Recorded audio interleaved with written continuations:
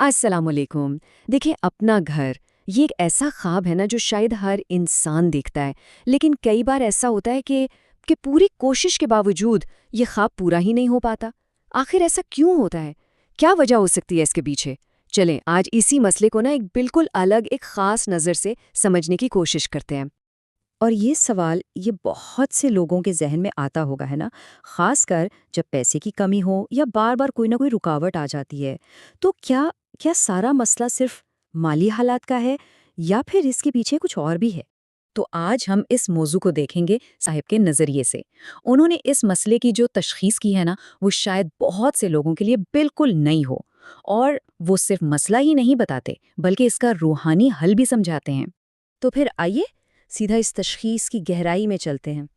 دیکھیے، صاحب کے مطابق نا، ہماری جو دنیاوی کامیابی ہے اور ہمارے جو گھر کے رشتے ہیں، ان کے درمیان ایک بہت ہی گہرا، بہت ہی مضبوط تعلق ہے۔ ایک ایسا تعلق جسے ہم اکثر نظر انداز کر دیتے ہیں، خاص طور پہ جب بات اپنے گھر کی ہو۔ جی ہاں، بالکل کہتے ہیں کہ سب سے بنیادی چیز ہے والدہ کے ساتھ رشتہ۔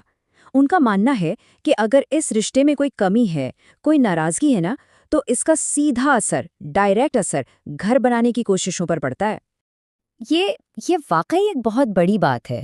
اس کا مطلب صاف ہے کہ یہ ایک بنیادی روحانی رکاوٹ ہے جس کو ہٹانا سب سے پہلے ضروری ہے۔ بلکہ ان کے مطابق تو اگر گھر بن بھی جائے نا، تو اس میں سکون نہیں رہتا۔ تو اب آتے ہیں حل کی طرف۔ سب سے پہلا اور سب سے اہم حل وہ اسی بنیادی رشتے کو ٹھیک کرنے میں ہے، یعنی والدہ کی دعائیں لینا۔ اس کے لیے 2 صورتیں بتائی گئی ہیں۔ اگر والدہ حیات ہیں تو ان کی خدمت کرنا اور روزانہ یہ عادت بنا لینا کہ ان سے دعا کروائیں، اور اگر اللہ نہ کرے وہ اس دنیا سے جا چکی ہیں تو پھر پیر کے دن ان کی قبر پر جانا ہے، وہاں جا کر وظیفہ پڑھنا ہے، ان کے لیے بھی دعا کرنی ہے اور اپنے لیے۔ اچھا، والدہ کی دعاؤں کے ساتھ ساتھ ایک خاص روحانی عمل، ایک وظیفہ بھی بتایا گیا ہے۔ یہ ایک ایسا وظیفہ ہے جسے مسلسل یعنی کنٹینیوسلی 7 ہفتوں تک کرنا ہے۔ چلیں اس عمل کے جو سٹیپس ہیں انہیں ذرا تفصیل سے دیکھ لیتے ہیں۔ سب سے پہلے یہ عمل فجر کی نماز کے بعد کرنا ہے۔ کرنا کیا ہے؟ سورۃ الفاتحہ کی آیت ہے مالک کو یوم الدین، اس کو 300 مرتبہ پڑھنا ہے۔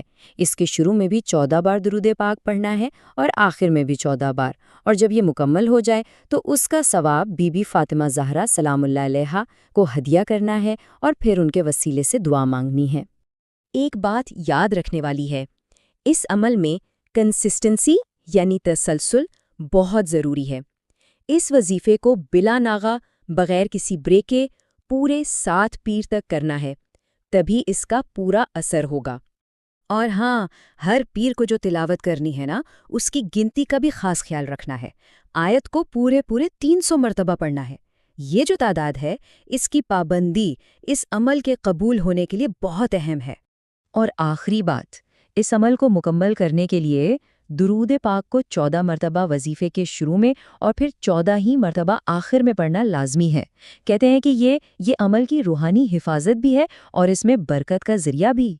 اچھا، اب یہاں ایک سوال پیدا ہوتا ہے۔ بہت سے لوگ سوچیں گے کہ بھائی، جب وسائل ہی نہیں ہیں، پیسے ہی نہیں ہیں، تو کام شروع کیسے کریں؟ تو اس کے لیے بھی ایک بہت اہم بات بتائی گئی ہے جو سیدھا ہمارے ایمان اور توکل سے جڑی ہے۔ دیکھیں، یہ حوصلہ افزائی اس بات پر ہے کہ بس پہلا قدم اٹھانا ضروری ہے۔